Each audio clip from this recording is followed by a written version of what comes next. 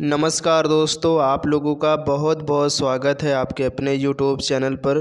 दोस्तों, आज की इस वीडियो में जो भी फ्रेंड्स लोग रेलवे ग्रुप डी एग्ज़ाम 2025 की तैयारी कर रहे हैं, उनके लिए दोस्तों हम लेकर के आ गए हैं जीके के मोस्ट इम्पॉर्टेंट क्वेश्चन। और दोस्तों ये सभी क्वेश्चन काफ़ी इंपॉर्टेंट होने वाले हैं और ये रेलवे की किसी न किसी एग्ज़ाम में दोस्तों प्रीवियस ईयर में बार बार पूछे हुए क्वेश्चन है। तो इसीलिए दोस्तों वीडियो का हर क्वेश्चन काफ़ी इंपॉर्टेंट होने वाला आपके आने वाले अपकमिंग एग्ज़ाम्स के लिए। तो इसलिए दोस्तों आपको वीडियो में शुरू से लास्ट तक ज़रूर बने रहना है। तो चलते हैं दोस्तों, आज की इस वीडियो को हम लोग स्टार्ट कर लेते हैं। उससे पहले जो भी फ्रेंड्स लोग हमारे इस चैनल पर पहली बार आए हैं, अगर आप लोगों ने अभी तक चैनल को नहीं सब्सक्राइब किया है तो प्लीज़ आप लोग चैनल को सब्सक्राइब करना बिल्कुल भी नहीं भूलिएगा। तो दोस्तों आपकी स्क्रीन पर फर्स्ट क्वेश्चन है कि हड़प्पा के लोगों की सामाजिक पद्धति क्या थी। यानी दोस्तों जो हड़प्पा के लोग थे, इनकी जो सामाजिक पद्धति थी वो किस प्रकार की थी। तो ध्यान रखना दोस्तों, इनकी जो सामाजिक पद्धति थी वो उचित समतावादी थी। कैसी थी? उचित समतावादी प्रकार की जो इनकी पद्धति थी। तो ये बात आपको ध्यान रखना। क्वेश्चन का राइट आंसर यहाँ पर जो ऑप्शन ए है बिल्कुल करेक्ट हो जाएगा। चलते हैं नेक्स्ट क्वेश्चन की तरफ। और नेक्स्ट क्वेश्चन है कि हड़प्पा कालीन स्थल रोपड़ जो कि कहाँ पर है, पंजाब में स्थित है, और किस नदी के किनारे स्थित था। यानी आपसे कभी कभी एग्ज़ाम में स्थान पूछ लेता है या कभी आपका जो है नदी पूछ लेगा कि ये स्थान किस नदी के किनारे स्थित है। तो आपको दोनों पॉइंट्स को याद रखना है। तो जो हड़प्पा कालीन स्थल दोस्तों रोपड़ है, ये पंजाब में स्थित है। और यहाँ पर क्वेश्चन में पूछा जा रहा है किस नदी के किनारे स्थित है, तो आपको ध्यान रखना है दोस्तों ये सतलज नदी के तट पर स्थित है। तो क्वेश्चन का राइट आंसर यहाँ पर जो ऑप्शन बी है बिल्कुल करेक्ट हो जाएगा। चलिए इसके बाद नेक्स्ट क्वेश्चन है, किस रचना में नारी को सुरा और पासा के साथ तीन प्रमुख बुराइयों में शामिल किया गया है। यानी यहाँ पर आपको बताना है दोस्तों कौन सी ऐसी रचना जिसमें नारी को सुरा और पासा के साथ जो है इसका तुलना की गई है और ये तीन बुराइयां हैं इसमें शामिल किया गया है। तो दोस्तों वो जो रचना है वो मैत्रायणी संहिता।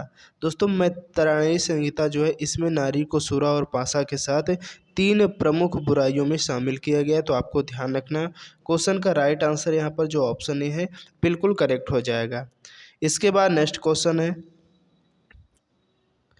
कि हड़प्पावासी लाजवर्द। दोस्तों लाजवर्द का मतलब होता है भवन निर्माण की सामग्री का आयात कहाँ से करते थे। यानी दोस्तों जो हड़प्पावासी थे, ये जो भवन बनाने के लिए जो सामग्री का यूज होता था, इसका जो आयात है कहाँ से करते थे।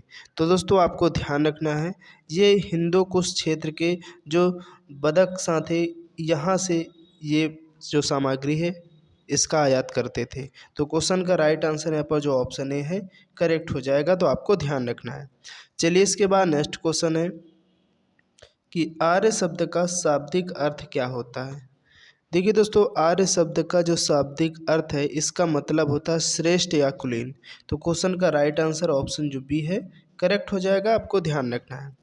चलिए इसके बाद नेक्स्ट क्वेश्चन है कि असतो मा सद्गमय कहाँ से लिया गया। बहुत इंपॉर्टेंट क्वेश्चन है, सभी एग्जाम में दोस्तों ये कई बार क्वेश्चन पूछा गया। तो आपको ध्यान रखना है असतो माँ सद्गमय जो है ये कहाँ से लिया गया है।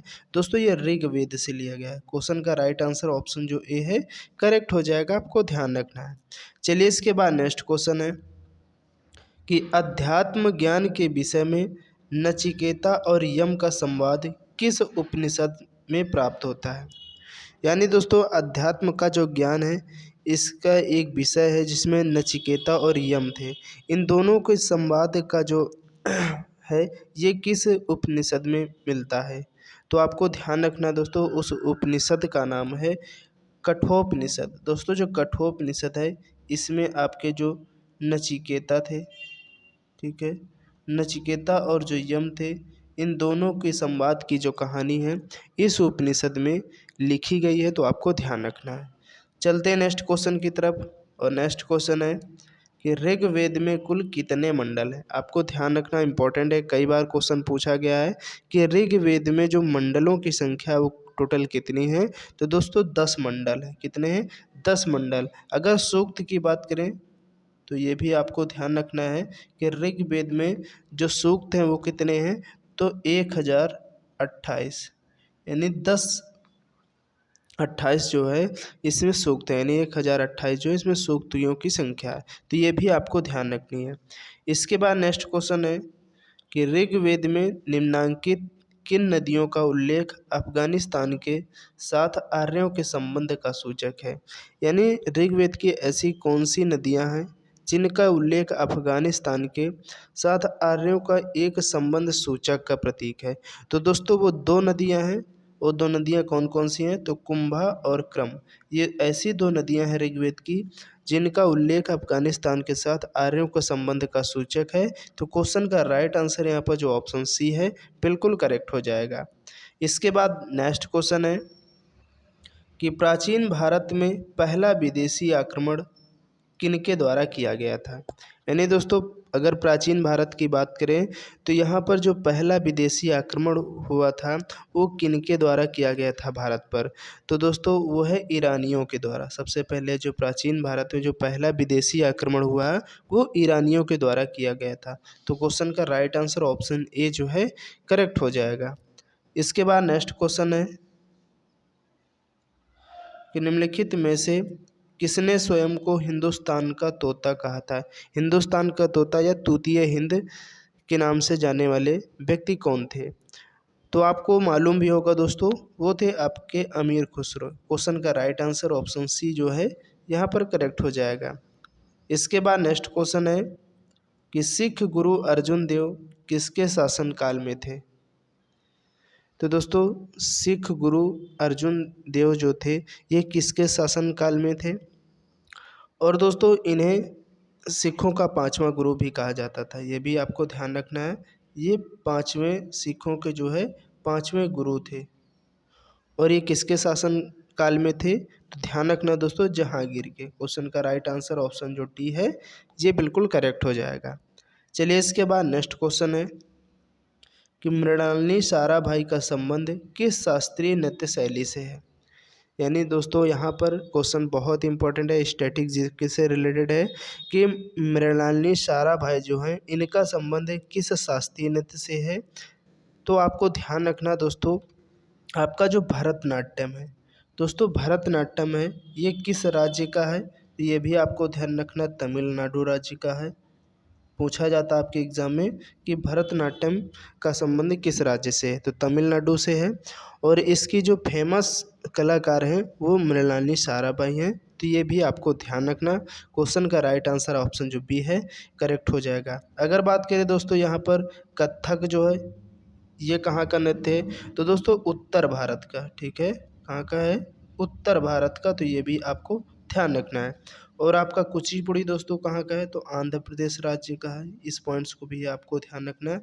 ये सभी क्वेश्चन आपके एग्जाम में अक्सर देखने को मिलते रहते हैं, तो इसलिए आपको इन सभी को भी ध्यान रखना। और ओडिसी की बात करें तो ओडिसी दोस्तों उड़ीसा राज्य का है। चलते हैं नेक्स्ट क्वेश्चन की तरफ। और नेक्स्ट क्वेश्चन है कि इनमें से कौन भारतीय लोक नृत्य नहीं है। यानी यहाँ पर आपको बताना दोस्तों इनमें से कौन जो है एक भारतीय लोक नृत्य नहीं है। तो अगर बात करें दोस्तों कथकली, दोस्तों कथकली जो है एक ये आपका शास्त्रीय नृत्य है। कैसा है, क्लासिकल डांस है। और जबकि अन्य तीन दोस्तों जो हैं ये आपके लोक नृत्य हैं। और कथकली की बात करें दोस्तों ये किस राज्य का है, तो दोस्तों ये केरल राज्य का है। कथकली दोस्तों जो है ये केरल राज्य का एक शास्त्रीय नृत्य है। और यहाँ पर दोस्तों ऑप्शन में जो दिया गया है आपको ध्यान रखना है गरबा और डांडिया। दोस्तों ये दोनों गुजरात के, कहाँ के दोस्तों, गुजरात के ये दोनों जो है लोक नृत्य हैं। तो ये बात भी आपको ध्यान रखनी है। चलिए इसके बाद नेक्स्ट क्वेश्चन है कि मेघालय का लोक नृत्य इनमें से कौन सा है। यानी आपको बताना दोस्तों इनमें से कौन सा नृत्य जो है वो मेघालय राज्य का है। तो आपको दोस्तों ध्यान रखना है इनमें से दोस्तों जो लोहो और लाहो, यानी लोहो बोलो या लाहो दोनों बात एक ही। कहीं कहीं आपको एग्जाम में लोहो मिल जाएगा, कहीं आपको लाहो मिला जाए। ठीक है, तो आपको ध्यान रखना दोस्तों जो लोहो या लाहो जो है ये मेघालय राज्य का एक फेमस लोक नृत्य है। तो क्वेश्चन का राइट आंसर ऑप्शन बी जो यहाँ पर है करेक्ट हो जाएगा। चलिए इसके बाद नेक्स्ट क्वेश्चन है कि निम्नलिखित में से कौन प्रसिद्ध वायलिन वादक हैं। यानी इनमें से आपको बताना है कौन से ऐसे व्यक्ति हैं इनमें से जो एक फेमस वायलिन वादक हैं। तो दोस्तों आपके यहाँ पर जो है प्रोफेसर टी एन कृष्णन जो हैं ये एक फेमस वायलिन वादक हैं। क्वेश्चन का राइट आंसर यहाँ पर जो ऑप्शन ए है करेक्ट हो जाएगा और आपको ध्यान रखना है। चलिए इसके बाद नेक्स्ट क्वेश्चन है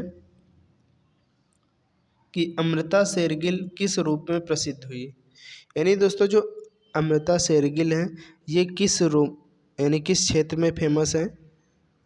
तो दोस्तों यह आप बात कह लीजिए दोस्तों अमृता शेरगिल जो हैं ये इनका संबंध किस क्षेत्र से है।